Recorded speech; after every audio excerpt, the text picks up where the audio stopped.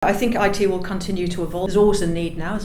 Every organisation has IT, and every organisation is constantly changing and evolving, and the systems are changing. I think there will become more of a drive to get women involved in some of the more technical roles. Getting them involved in the development and engineering and architecture. But I think that will largely come from getting people at a younger age and saying, hey, look, there is a career here for you in this space, and don't be afraid to try it, and go from there really.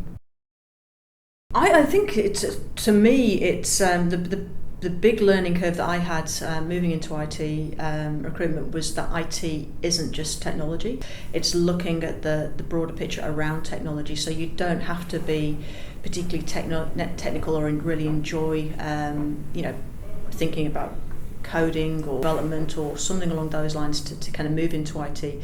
There's a lot of roles within IT that you don't necessarily need to have that kind of real technical bent to go into, but you can move into different spaces that sit in IT and are considered IT and are more kind of process focused, working in the banks in particular, do a lot of process work.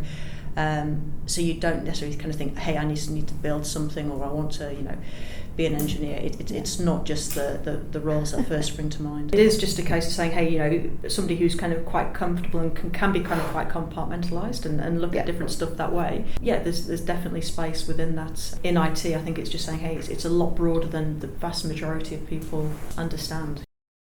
There's a hell of a lot more than what kind of young women understand, and probably men, to be fair, as well. I think it's most people do tend to think of it as, like I say, it's just that real coder, or it's got to be something you enjoy. And I think the one thing that stands out in IT as a whole is a lot of people. It's a hobby as much as a job. And you've got to have an interest in AI, for example. If you've got an interest in that, then you can get into it. There's organisations will teach you and kind of say, hey, this is the good way of working, or focus on what can be done, and looking at what the future. You never know. That's the thing.